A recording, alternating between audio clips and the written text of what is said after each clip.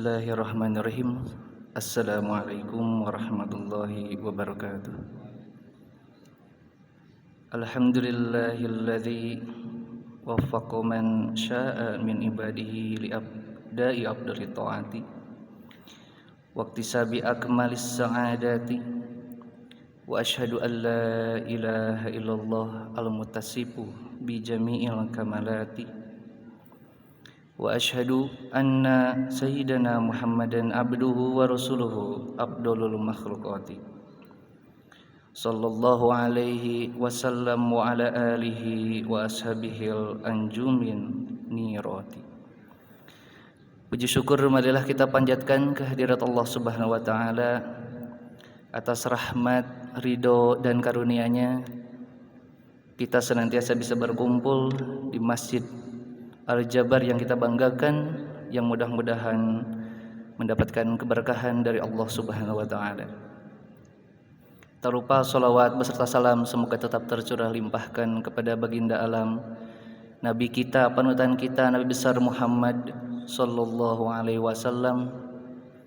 Tak lupa kepada keluarganya, para sahabat, tabi'in hingga kita selaku umatnya yang mudah-mudahan mendapatkan syafaatul uzma di yaumil qiyamah. Amin ya Allah ya rabbal alamin. Hadirin jamaah salat duhur Masjid Al-Jabar yang dimuliakan oleh Allah Subhanahu wa taala. Alhamdulillah kita senantiasa bisa bertemu di bulan yang penuh dengan rahmat kasih sayang Allah. Bulan yang penuh dengan pengampunan dari Allah. Bulan yang penuh kebaikan, keberkahan dari Allah. Pertemuan kita saat ini tidak lain merupakan garis takdir dari Allah yang sudah tertulis di Lauh Mahfuz. Kita selaku umat Kanjeng Nabi Muhammad sallallahu alaihi wasallam patut berbangga diri. Kenapa kita patut berbangga diri? Karena kita merupakan umat dari Sayyidul Anbiya, Sayyidul Mursalin, Imamil Mursalin, pemimpin dari para nabi, pemimpin dari para rasul.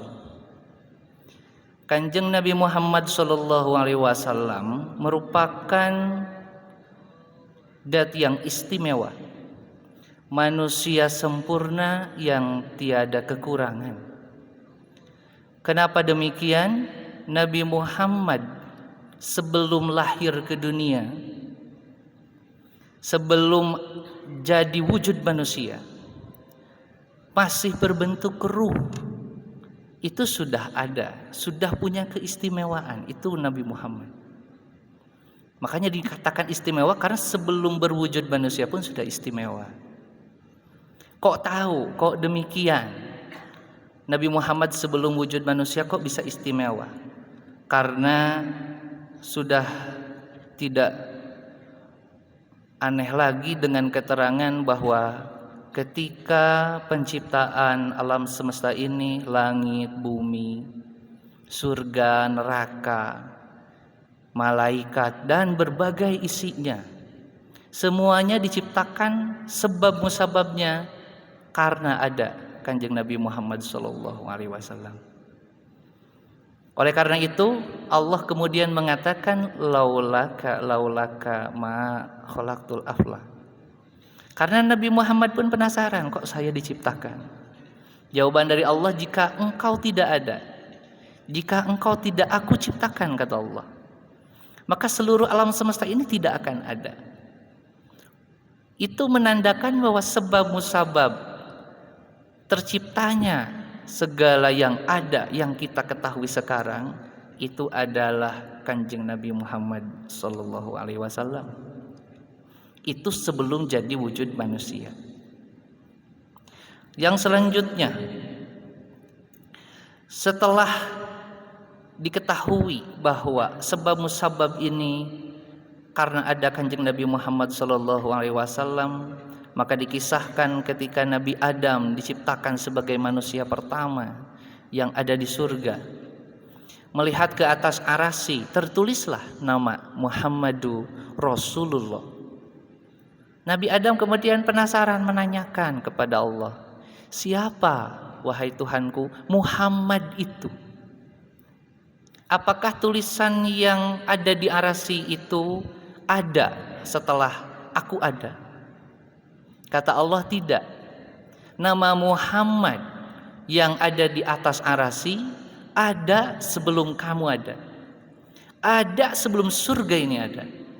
Ada sebelum para malaikat ada. Ada sebelum seluruh yang ada ini ada." Kemudian Nabi Adam melakukan kesalahan, memakan buah khuldi. Karena kesalahannya Nabi Adam diturunkan ke dunia. Kemudian Nabi Adam memohon ampun kepada Allah, ingin dimaafkan dosanya. Kata Allah, "Gampang. Silahkan bersolawat kepada Nabi Muhammad." Itu sebelum lahir, sebelum jadi wujud manusia, sudah punya keistimewaan seperti itu. Oleh karena itu ketika Nabi Adam bersolawat kepada Nabi Muhammad SAW, baru diampuni dosanya. Makanya disebutkan, innallaha wa malaikatahu yusholluna 'alan nabi, bahwa Allah, seluruh malaikat semuanya bersolawat kepada Nabi. Oleh karena itu Nabi Adam dianjurkan bersolawat jika ingin diampuni dosa.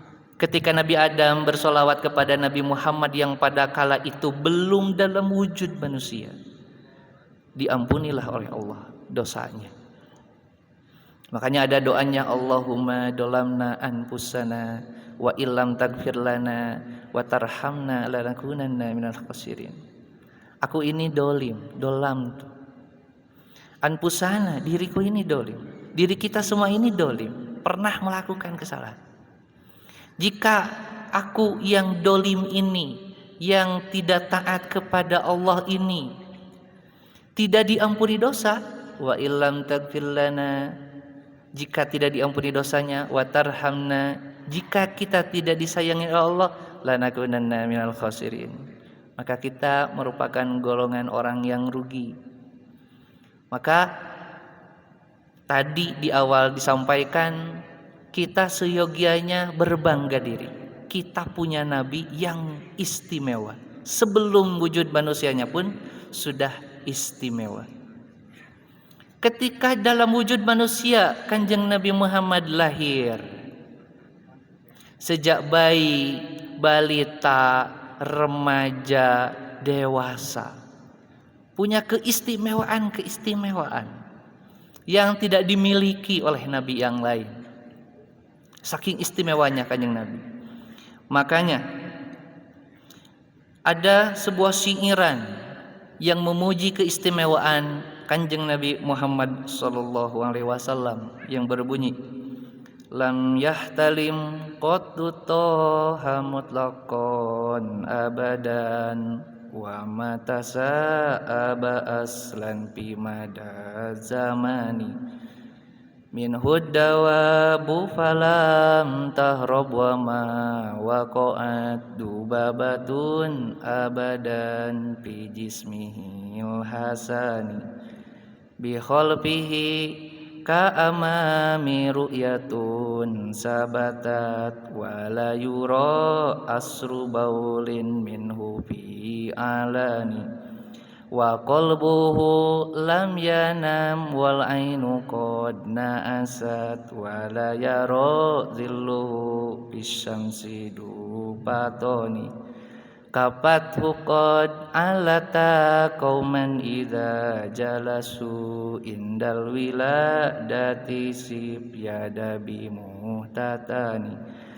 Nah, keistimewaan ini dibuat dalam bentuk syairan yang memuji keistimewaan Kanjeng Nabi Muhammad ketika beliau sudah lahir dalam wujud manusia sampai diangkat jadi nabi dan rasul.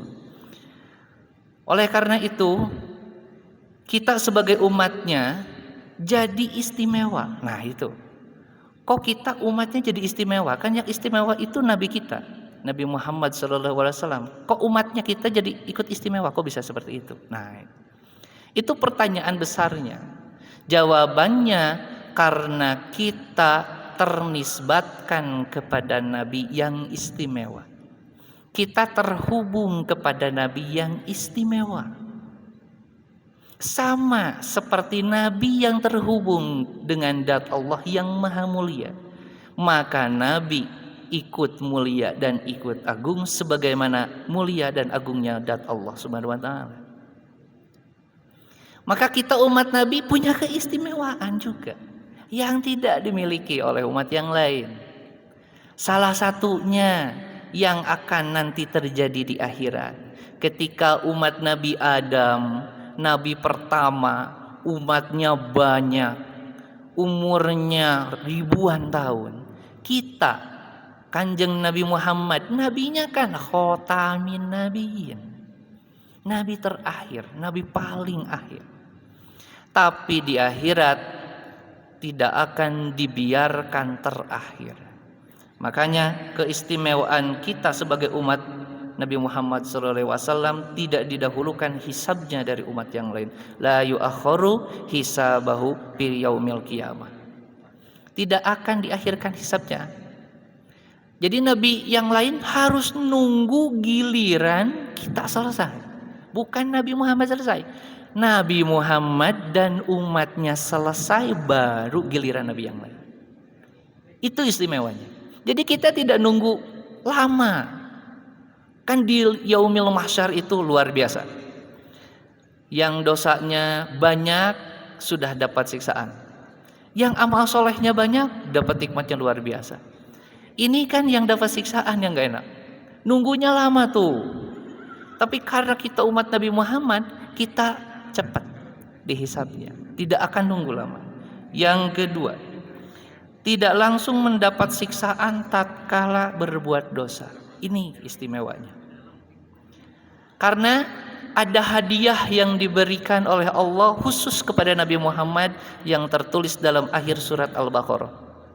Rabbana la tu'akhidna in nasina au akhtana. Wahai Tuhanku, la tu'akhidna, semoga engkau tidak menyiksa kami. In nasina au akhtana, jika aku lupa dan berbuat salah, atau jika aku memang salah sengaja berbuat salah, semoga engkau tidak langsung memberikan siksaan kepada kami. Itu khusus umat Nabi Muhammad. Beda umat zaman Nabi Nuh, umat zaman Nabi Daud, ketika berbuat salah, ketika itu turun siksaan, ketika itu turun azabnya. Itu yang gak enak, belum sempat tobat, keburu meninggal, repot kan? Kita, keistimewaan umat Nabi Muhammad, tidak akan disiksa meskipun kita berbuat dosa.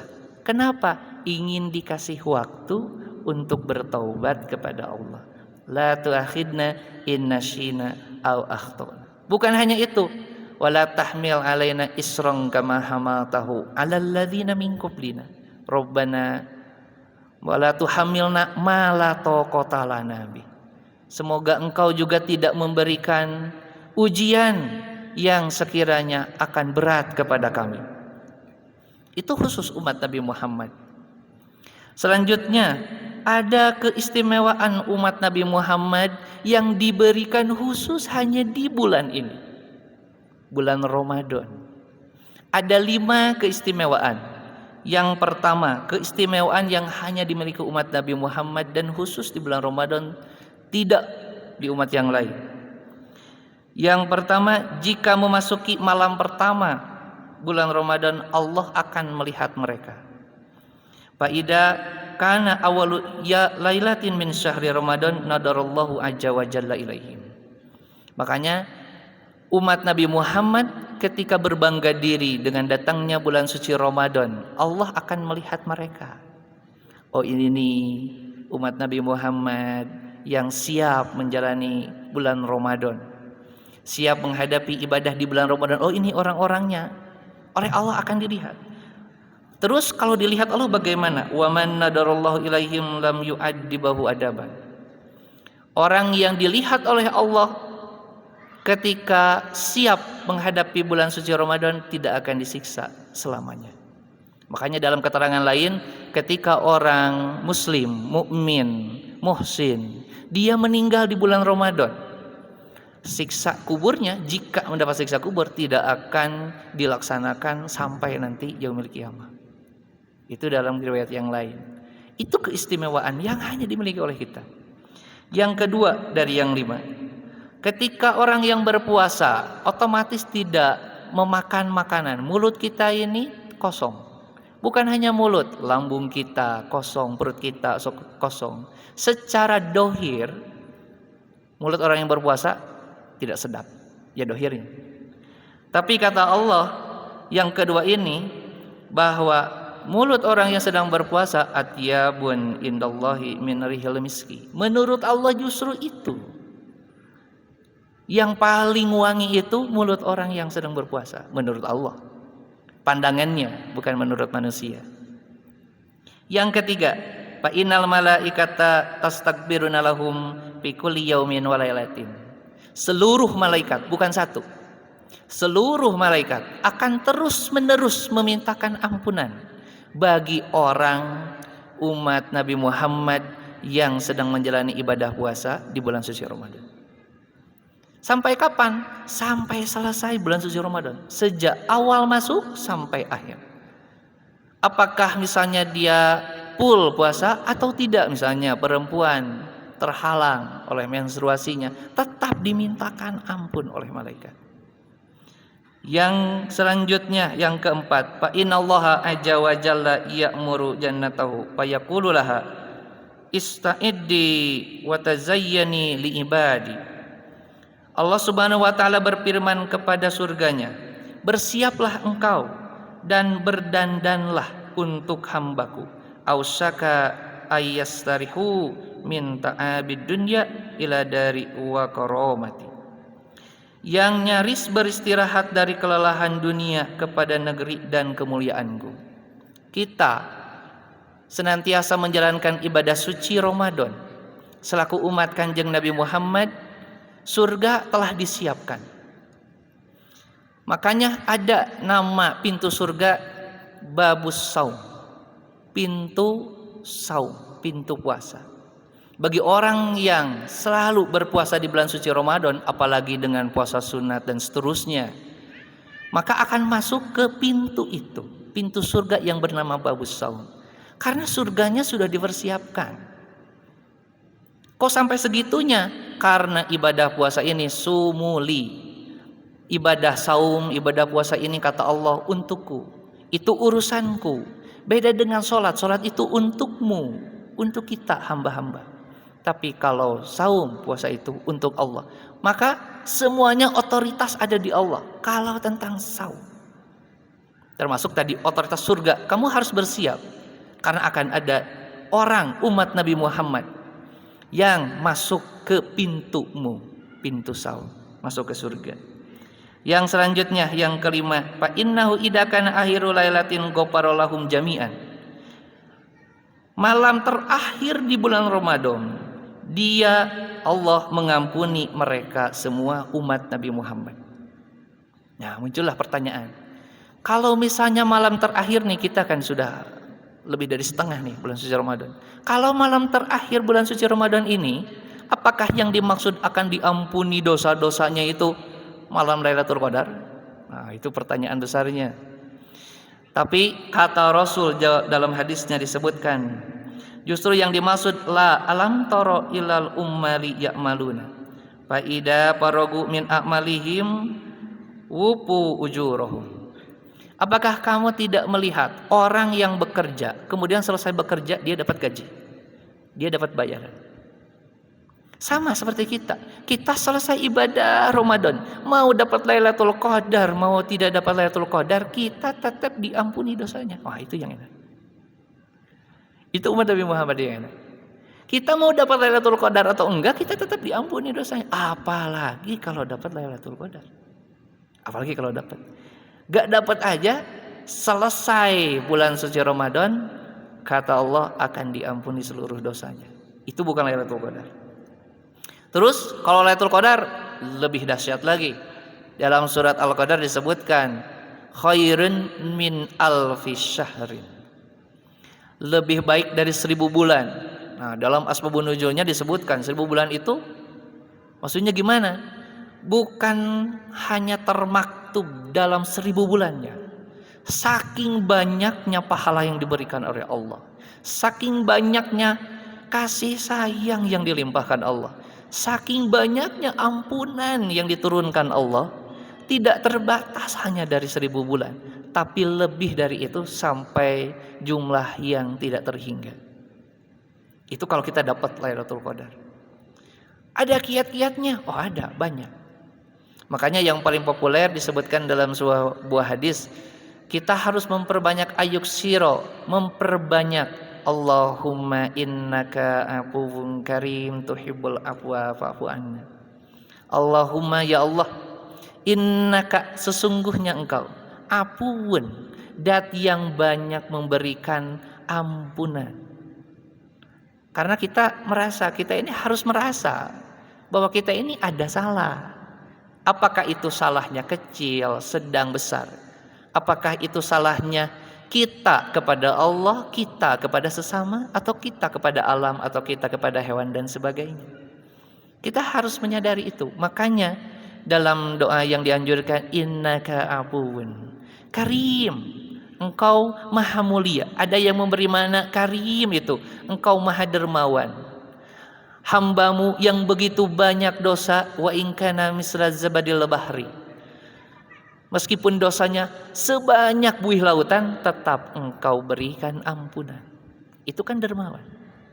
Hambamu yang tidak mensyukuri nikmat darimu, tapi engkau tetap kasih nikmatmu, itu berarti dermawan. Karim, tuhibbul afwa fa'fu anna, engkau yang menyukai memberikan maaf kepada kami yang bergelimang dengan dosa. Tuhibbul afwa fa'fu anna, semoga engkau mengampuni kami semua. Nah, itu yang dianjurkan. Apakah itu hanya dibaca di saat malam hari? Jawabannya tentu tidak. Imam Syafi'i menyebutkan bahwa doa Allahumma innaka afuwun karim tuhibbul afwa fa'fu anna bukan hanya dianjurkan di malam hari, tapi tentunya di siang hari. Karena ketentuan Lailatul Qadar ini sudah ditentukan oleh Allah. Meskipun malam hari turunnya, tapi sudah diketahui sejak hari di pagi harinya. Makanya dianjurkan dibacakan meskipun di waktu pagi, siang, sore, bukan hanya malam. Apakah hanya itu? Tentu tidak. Makanya dalam sebuah riwayat disebutkan, Quran ini turun di bulan Ramadan. Oleh karena itu, yang bagi ayuksiro qiraatul Quran, seyogianya kita memperbanyak qiraatul Quran, membaca Al-Quran. Sebagaimana Quran itu menjadi mukjizat dan pedoman hidup bagi kita semua. Dengan membaca Al-Quran, membaca doa Allahumma innaka afuwun karim tuhibbul afwa fa'fu anna, ditambah dengan zikir-zikir, wirid-wirid yang senantiasa kita baca, ditambah dengan pemintaan ampunan kepada Allah, ditambah dengan pensucian kepada Allah, memuji Allah, mensyukuri nikmat Allah, terus menerus. Jangan terbatas di malam hari, jangan terbatas hanya di setengah akhir bulan Ramadan. Bagusnya sejak awal. Kenapa? Karena otoritas tentang Lailatul Qadar ini tidak ada yang tahu. Nabi Muhammad SAW pun tidak tahu. Karena tidak ada yang tahu, maka bagusnya setiap hari di bulan suci Ramadan kita ini senantiasa bersiap diri menyambut bulan Ramadan, bersiap diri untuk meraih Lailatul Qadar. Oleh karena itu, sebagaimana yang tadi disampaikan, kita sebagai umat Nabi Muhammad SAW harus bisa mensyukuri nikmat Allah. Salah satunya mensyukuri bahwa kita ini umat Nabi Muhammad, Nabi paling istimewa, yang mendapatkan keistimewaan langsung sebab kita punya Nabi yang istimewa. Mudah-mudahan apa yang saya sampaikan bisa bermanfaat bagi kita semua. Yang baik hanya dari Allah, kesalahan yang jelek bisa saja dari kita semua. Ma min hasanatin paminallah wa ma min sayiatin pamin nafsik. Apa yang kita perbuat mudah-mudahan bisa dilakukan semaksimal mungkin dalam rangka mendapatkan ridho, rahmat dan maghfirah dari Allah Subhanahu wa taala. Akhir kata, wallahu muwaffiq ila aqwamit thoriq. Wassalamualaikum